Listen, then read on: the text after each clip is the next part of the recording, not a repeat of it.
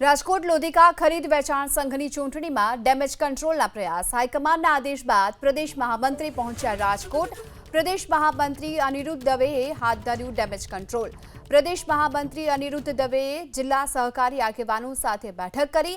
સહકારી આગેવાન જયેશ રાદડિયા, પૂર્વ મંત્રી અરવિંદ રૈયાણી સાથે બેઠક કરી। રાજકોટ લોધિકા સંઘના પૂર્વ પ્રમુખ નરેન્દ્રસિંહ જાડેજા, નીતિન ઢાંકેચા, બાબુ નસીદને પણ મળ્યા। સહકારી આગેવાનોને સાથે બેસાડી અને બેઠકો બિનહરીફ થાય તેવા પ્રયાસો હાથ ધરાયા છે। રાજકોટ લોધિકા સંઘની 15 પૈકીની અત્યાર સુધીમાં કુલ 2 બેઠક બિનહરીફ થઈ છે અને આ સાથે જ રાજકોટ લોધિકા સંઘની બાકી જે 13 પૈકી મોટાભાગની બેઠકો છે તે બિનહરીફ થવાની શક્યતા વ્યક્ત કરાઈ।